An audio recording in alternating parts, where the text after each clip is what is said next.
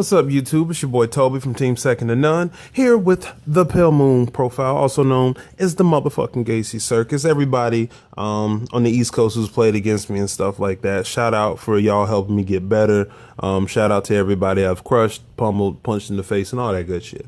I'm giving y'all an update, you know, with the whole entire new 16 G-Zone slots. Also, at my locals, we ended up having a box tournament, and went undefeated with that again. It's like, so good. Underdog decks. Okay.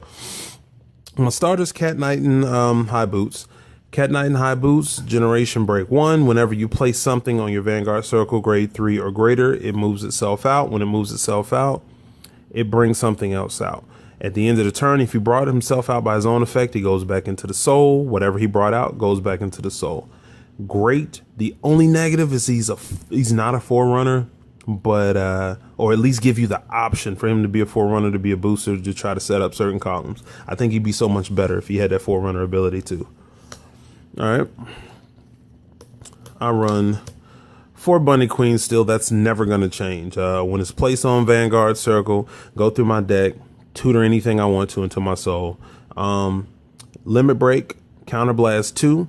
For every card with Beast Tamer in its name that's on my board, I can call a card out of my soul. Now, originally I could only call 1, but I decided to put in the 12K Generation Break one that also has Beast Tamer in its name. So when I was going against, shout out Team Absolution, got to thank Braxton and got to thank Jose, because they're the ones who actually gave me the idea indirectly, because I had never played against the Blaster engine. And this, having another Beast Tamer, allows me to make up for, you know, being rushed so hard. So then I'm at Limit Break, Counterblast 2. I have another Beast Tamer. I can get a board and just keep getting a board and pressure them right back. For Harri, Harri's ability, when you stride over him, Counterblast 1 brings a unit out, gets +5. The Magi ability goes back into the soul at the end. His Generation Break 2 ability is when he attacks a Vanguard, you can superior call a card from his soul. Now, this is really good, absolutely amazing. You swing with this, good combo. Swing with this. After you swing with this, you know, this will probably be your last attack because you're setting up a few things. Swing with that. Bring out a Periton out of your soul, soul charge 1. If you have Betty in your soul, that brings that out. Whatever this brings out, it gives himself +3 for Generation Break 2, and he gives the Periton. So your Periton was normally a 16K line, it's a 19K line. Swing with Periton, hits or doesn't hit, doesn't matter. Counterblast 2, put Periton in, bring Periton back out. Soul charge, it's just makes my soul happy. All right,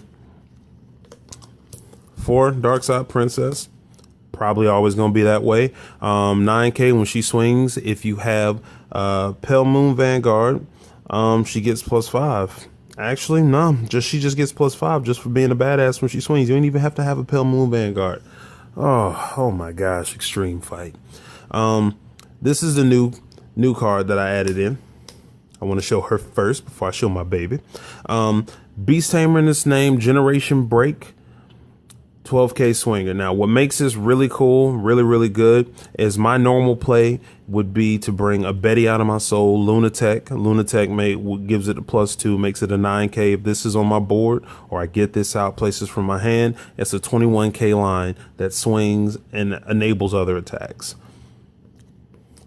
Periton, Generation Break, when it's placed on rear guard, soul charge 1, call something from the soul, which basically helps a lot of my chain attacks and my chain combos that I do. Do. Anyways, call it out, soul charge, get a Betty, swing, Betty puts it back in, this comes back out on the other side, soul charge 1, brings out Purple Trapezes if in soul, Purple Trapezes chooses Betty, puts Betty in this. If I have a second one of these in, that'll come out, soul charge 1, bring Betty back out. Swing, counterblast, and it's just so good. Just so damn good for all the right reasons. All right. I run 3 Purple Trapezes. Purple Trapezes, when it's placed, choose a card, put into your soul, bring something out. helps set up a lot of things. Putting the stand trigger in. Prankster Mirrorland to set up to get you whatever you need. So call her, put Prankster in, resolve her ability, bring out a Betty, resolve Prankster's ability, put Periton in the soul, or what other piece that you don't need. She's still part of my Trinity, which is always Purple Trapezist, Periton, and Betty. Betty's abilities, Generation Break 1, whatever she boosts, Counterblast 1, put it into your soul, go through your soul, and you can call one card from your soul with the Magia ability, which could either be Periton or it could be Harri. 4 Stride Fodders for striding and getting Harri. 4 Dark Side Mirror Masters for sorry, gotta put the second one on top. 4 Dark Side Mirror Masters for unflip. I don't really burn a whole lot of counterblast, but just having that option to unflip, since really nothing else in here unflips, actually is a really good thing. Plus, my rear guards normally run back in the soul anyways, so I'm not really heavily worried about protecting them when they're out. All right, triggers. 4, Prankster Girl in Mirrorland. When it's put into the soul, Generation Break 1, you basically put this back to the top of your deck. Search your deck for a card, put it into your soul. So if Betty puts it back in, you swap it out with something else. It's adding a stand trigger back in. Periton, if you set up a certain combo, you can do the same kind of thing. Purple Trapezist, my Trap Queen, same kind of thing. If, say, I G-assist, and I'll show you my favorite freaking G-assist, Chainsaw. If I already have a face up in my G zone, her ability of proc still go off and I can set up my stuff on my opponent's turn too. 4 Poison Jugglers. Activate on the rear guard circle, put into your soul, give a unit +3. Say I don't have the opportunity to do a lot of my chain attacks or chain combos, I can make Periton a 12, make that actually matter a little bit more. My Dark Side Princess, which would swing for a 14 with the plus, becomes a 17, so it's 10k block. Really good. Also, Dark Side Sword Master as the Harri crit trigger. When Harri swings, put it in soul, gives itself +5. Really good thing would be to stride over Harri. After you stride over Harri, bring out Dark Side Sword Master. Dark Side Sword Master comes out. Of course, your starter will come out too. Cat Knight and Boots. Cat Knight and Boots will bring out a unit. You can set up your combos that way. When Harri swings, puts this back in, gets +5. So basically, a counterblast a turn allows you to draw an extra card and give your Vanguard an extra stage. So it's really good. I run 4 Tender Breeders, heal triggers. I mean, heal, G assist, all that good stuff. No reason not to. And somebody had asked me too, why don't I run draw triggers? And it's just, I don't see a need for it, but I know that some people's deck builds do have a need for it, but it's just not me. Build your deck to your play style, people. Whatever works for you, works for you. All right, G Guardians. Screw you. G Guardian's ability, discard a heal trigger, ability procs. It's a 15k guard. If you discard another card, it becomes a 25k guard, gets that extra 10. Dismal, put it out. It has resist. Choose a unit on your side of the field. It can't be hit, targeted. So if I'm going against something that's trying to kill some of my pieces that are on my board, if anything's on the board, I can choose it and it can't be hit, it can't be locked and all of that. Now, this to me may be the second best G-Stride in the game right now before set 7 drops. And that's Chainsaw Mega Trick Furnival. Ability is freaking amazing. When it hits the G zone, well, the guard circle, when it hits, look at the top 3 cards. Choose a grade 1 or greater card, put it into your soul. If you did, this gets +5. So that means Periton, that means Betty's, that means my Trap Queen, that means Harri's if I need a 3, that means my 12k Generation Break, that means Dark Side Princess, that means, I mean, just so much stuff. You put it in the soul, it gets plus. Other combos, If you didn't want to do that and you're already at generation break, like I was saying earlier, put the stand trigger in. The stand trigger tutor out anything that you needed to get anyways. So you're getting an exact soul charge of what you want just for guarding and protecting your stuff. It's really good. All right. I run 1 Dragon Masquerade Harri. When it swings, Generation Break 3, Counterblast 2, put 1 into the soul, bring out 3 units. If after this ability resolves, you have 5 units on the board, your opponent chooses 2 units, puts them to the soul. This is really good if the game's dragging along and I have like 4 face-up damage that I can utilize. This really sets up numerous amounts of attacks. And this, I think I've attacked about 9 times with this card because I had 5 face-up damage at one of the ARGs, and it's just, it was amazing. 1 Sea Breeze. I'm at grade 3. Opponents at grade 2. They didn't place anything on grade 2 on the previous turn. I can counterblast 2, discard a card from my hand, stride this over my grade 3, automatically makes all of my options open, my 12Ks, my Peritons, my Bettys, my Cat Knight and Boots. It just sets up all my plays early. I run 2 Mephisto.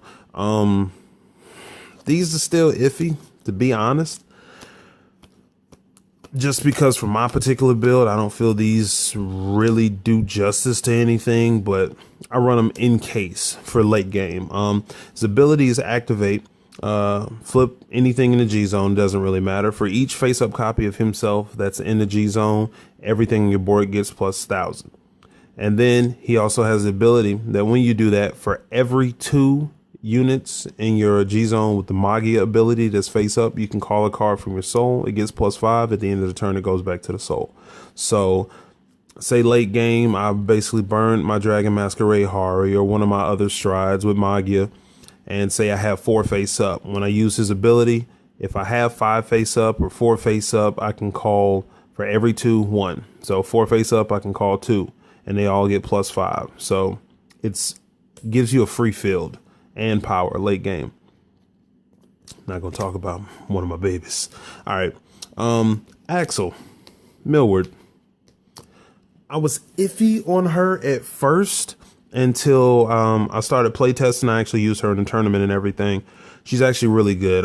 Generation Break 2, you Soul Blast 1 and G Flip any card. Call 2 units from your soul. They both get plus 4. Now, if for her, the rest of her abilities, after you flip, call the units out. For each face-up unit of her that's face-up in your G-zone, you can choose a unit on your side of the field. If it hits your Vanguard, your opponent's Vanguard, you can call something out of soul. So if she hits, use her ability, activate it, flips up a copy of herself. I normally just give it to the Vanguard because most of the time my rear guards are swinging so much. Sometimes they take them, sometimes they guard. It just really depends on what they drive checked, if I remembered.